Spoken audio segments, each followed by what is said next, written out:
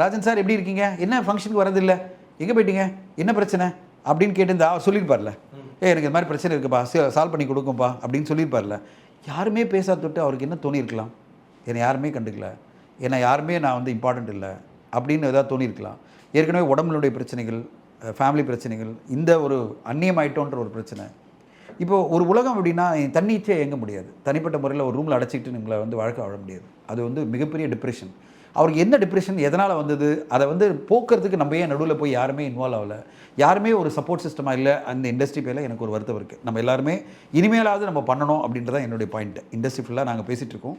இனிமேல் ஒரு தனிப்பட்ட ஒரு செல் ஆரம்பித்து நம்ம வந்து முக்கியமான ப்ரொடியூசர்ஸ் எல்லாம் கெட் டுகெதர் பண்ணலாம், ரெகுலராக மீட் பண்ணலாம், எல்லோரும் வர சொல்லலாம். அஜெண்டாவே இல்லை, சும்மா வாங்க எல்லோரும் பேசலாம், ஒரு கெட் டுகெதர் பண்ணலாம், ஒரு உணர்வுபூர்வமாக நம்ம பேசிக்கலாம், என்ன நடக்குதுன்னு ஒரு ஷேர் பண்ணிக்கலாம்ல.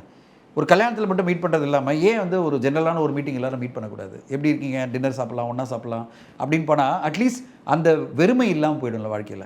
ஒரு வெறுமை, தனிமை எதுவுமே போய்டும்ல. இப்படி பண்ணணும் அப்படின்ற ஒரு எண்ணம் இருக்குது எனக்கு.